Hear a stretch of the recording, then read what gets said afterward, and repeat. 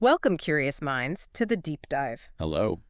Today, we're plunging into the really fascinating energies of August 18th to the 24th, 2025. Quite a week. It really is.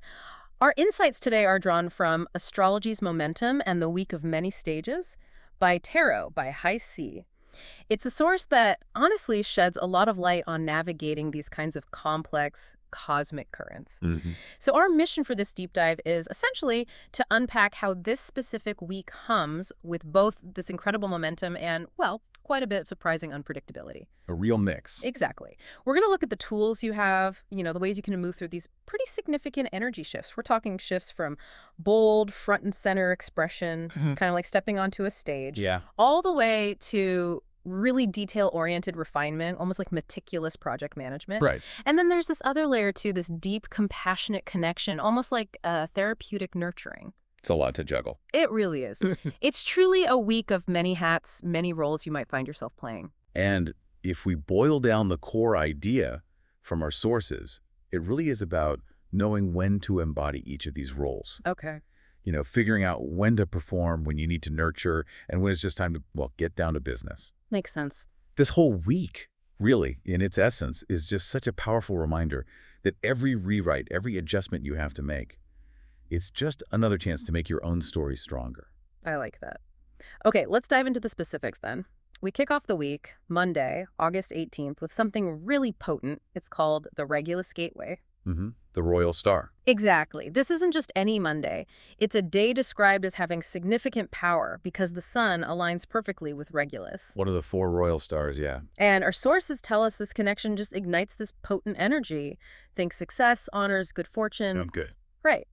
But it's apparently more than just external wins. It's said to really invigorate your heart and crown chakras. Oh, interesting. Yeah. So this means you might feel, a heightened sense of empathy, maybe a deeper capacity for forgiveness, and even a clearer intuitive link, like getting guidance.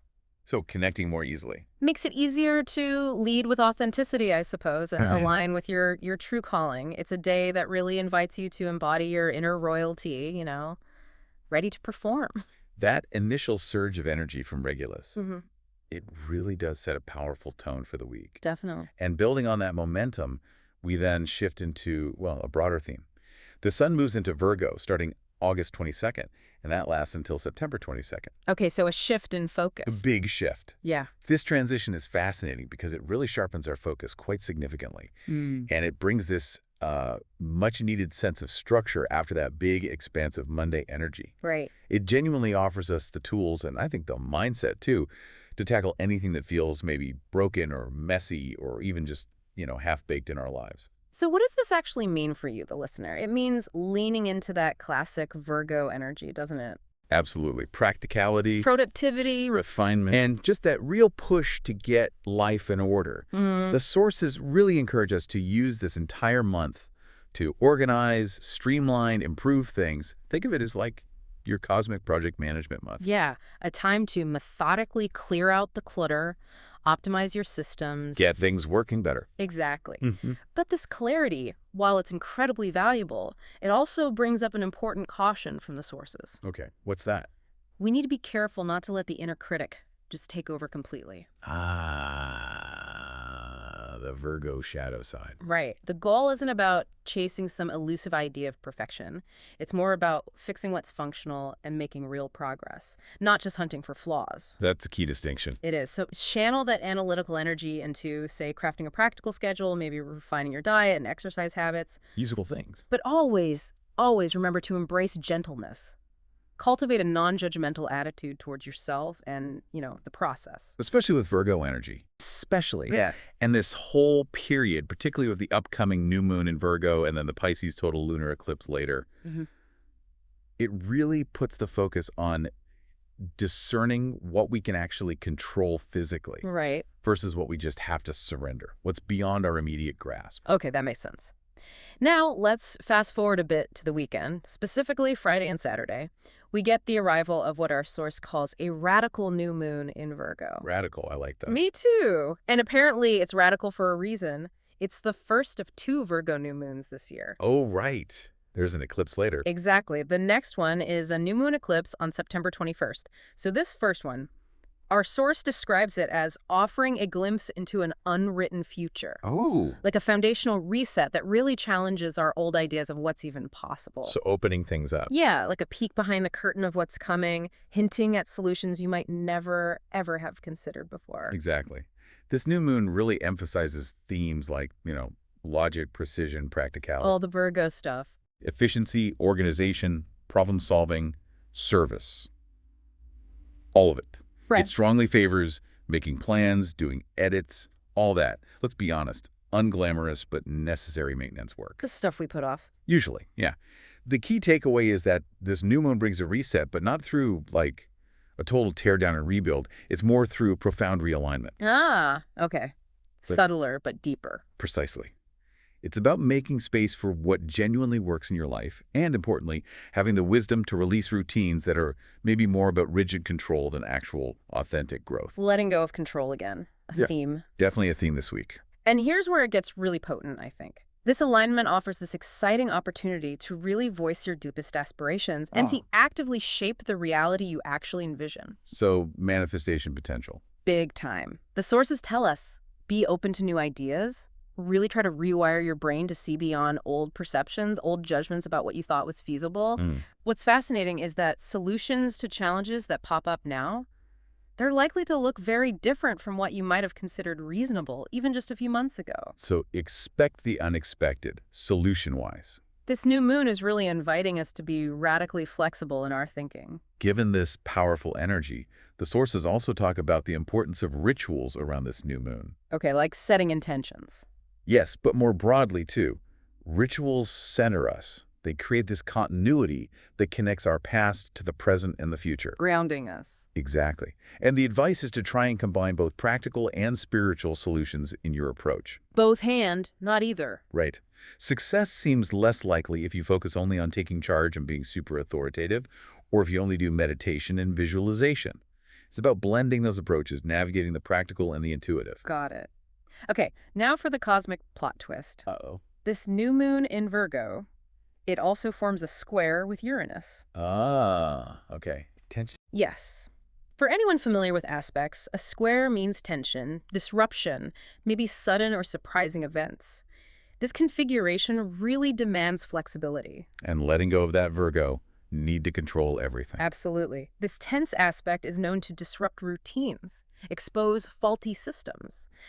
Maybe things you thought were working fine suddenly show cracks.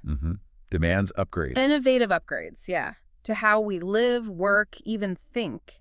It can feel like the universe is kind of pushing you out of your comfort zone. Which can be uncomfortable. For sure, but it's often exactly what's needed for a breakthrough, isn't it? It often is. And that disruptive energy, it can sometimes bring stress. Yeah. Anxiety about what comes next, maybe what you feel you're leaving behind. Understandable. Yeah.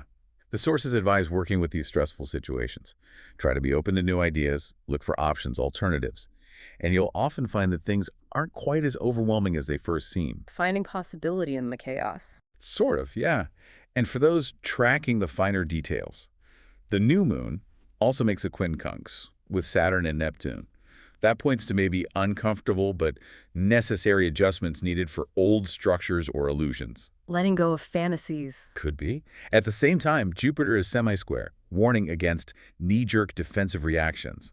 Pluto is quincunx too, weaving in underlying social shifts and maybe public reactions. Lots going on in the background. Always. But crucially, Chiron and Eris are trine the new moon. Okay, trines are usually helpful. Generally easier, yes. This represents powerful opportunities for deep healing and personal empowerment, especially when we acknowledge those unresolved fears or wounds that might have been undermining our confidence. So facing the shadows to heal? Exactly. This tension, ultimately, it really serves as a catalyst for profound healing and finding your personal truth. Wow. Okay, that brings us right to Sunday. We have the Sun square Uranus. Doubling down on the disruption. Seems like it. It strengthens the focus on the changes and uncertainties we just talked about with the new moon. So, Sunday, get ready for potential sudden shifts, maybe tech issues again. Tech issues. Right, curveballs to your plans. It just creates this buzzing, unpredictable, maybe even tense atmosphere, but also ripe for innovation. Plans might definitely get derailed. Unexpected news could come in, or maybe a last-minute invitation throws things off. So don't cling too tightly to the schedule. Please don't. This energy really invites us, urges us to let go of that rigid control and just create space for things to settle in, to unfold. Okay. It's a very clear message. Adaptability, not perfection, is your real power move this weekend.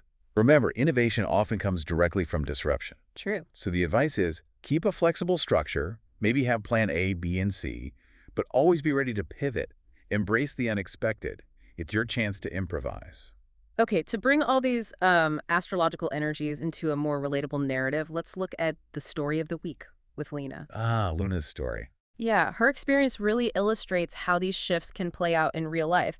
It embodies those themes we mentioned, the theater, the therapy, the project management, All in one week. all in one week. So on Monday, the spotlight was squarely on Lena. She had a big work presentation. It demanded boldness, flair, very much like a performance. That Regulus gateway energy. Totally. And she delivered, hand sweeping, voice strong. She stepped onto her personal stage and really owned her moment. Performer Lena. Then, by Wednesday, Lena's energy shifted dramatically. She moved into this completely different role, our nurturing one, holding space for a friend who was upset, in tears. Ah, the therapy role. Exactly. It truly embodied that therapy and healing aspect of the week. She became the listener, the nurturer, offering compassionate support instead of, seeking the spotlight herself. A total shift. And then come Friday, the scene shifted again. Lena's desk basically transformed into this strategic command center. Checklists, deadlines. Project manager Lena. Totally. Showing that practical project management side of the week, really infused with that Virgo new moon energy we talked about. Finding a rhythm in the detail. Exactly. Leaning into the cadence of organization, refinement, getting things done. What's so insightful here is how Lena's weekend then just perfectly mirrored that unpredictability we discussed with the Uranus square. Oh, yeah. How so? Well, a sudden invitation popped up, then a last-minute cancellation happened. How? These little plot twists just forced her into improvisation mode. Okay. She had to trust her instincts over her carefully laid plans. She didn't just pivot. She really had to kind of dance with the unexpected. Adapting on the fly. And as the week closed, Lena apparently had this powerful realization Yeah. that each role she played, the performer, the nurturer, the manager, it was all part of the same grand play. None of it was wasted time or energy. It all connected. It all gave her story more depth, made her more adaptable, and she jotted down this single, really profound line in her journal that Sunday night. It was, "Every rewrite is just another chance to make the story stronger." That's powerful. And if we connect Lena's story back to the bigger picture for you, the listener, navigating this week or really any week with these kinds of significant shifts, Yeah. it requires this precise blend. Right. A blend of intentional performance, compassionate nurturing, and diligent project management. The three faces of the week. Exactly. And perhaps most importantly, it means embracing adaptability over that rigid control we keep mentioning. It's about knowing when to lead, when to listen, and when it's time to refine. That really sums it up. Okay, and here's a final provocative thought for you to carry forward from this deep dive. Ooh, okay. As you embrace your own personal rewrites this week, those moments of adaptability, consider how your journey might actually ripple outwards. Beyond just the personal. Yeah. Our sources suggest that the new moon's activation of Uranus, and interestingly, Sedna isn't just about personal disruption. It might mark a larger turning point Okay. where collective systems, maybe those built on falsehoods or abuse of power, begin to break down, exposing deeper truths, perhaps true history, and awakening our shared human destiny. Yeah, that's big picture. It is. Yeah. So the question to ponder is, how does your personal journey of realignment, of adapting and rewriting your own story this week, how might that contribute, even in a small way, to this broader human story that's unfolding? Something deep to reflect on. Definitely something to reflect on until our next deep dive.